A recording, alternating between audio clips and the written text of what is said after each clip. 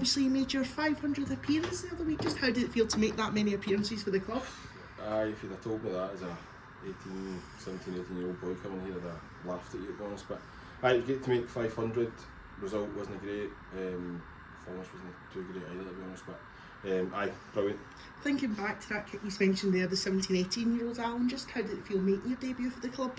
It was great. It was staying away. I was a YT here. I started the game at right back. I think it was the last game of the season under Jim Chapman. So it was great. Enjoyed that. And then obviously you were part of 2 promotion winning squads. First off that season and culminating in that big win down at Annan. That's probably one of my favourite games, to be honest. Our favourite seasons. Good squad we had, shoestring budget, but we done well, managed to get in the playoffs, and we were pretty comfortable going into the second leg of that game at Annan. And then they scored a couple of quick goals, and it's kind of put us in the back foot a wee bit.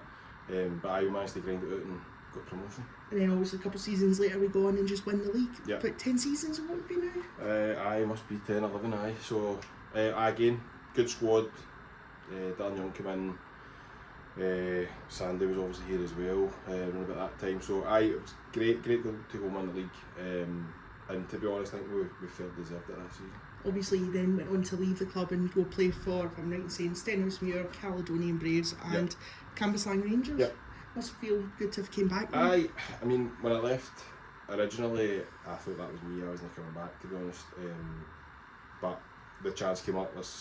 I just left Cambuslang, and I was kind of looking for a club, and I had messaged Sandy, messaged the gaffer, see if I could come in and train. No to come in and get a deal, just to get fit and try and get a club elsewhere. But I liked what you seen, so here I am.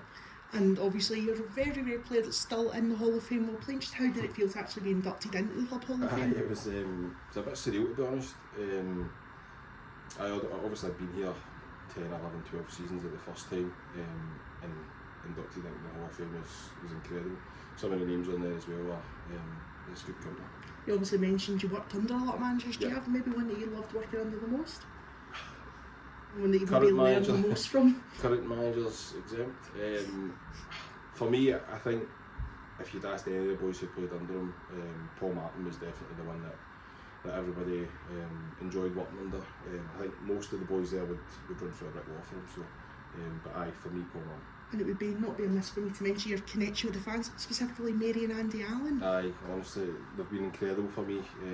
Anytime I've been here, Mary's always a big smiley face in the front door every time you come in, and obviously Andy's passed now, but both of them have been absolutely incredible for me, so I really appreciate it. And I suppose you probably already answered that in another question, but do you have a favourite moment playing for the club, or just associated with the club?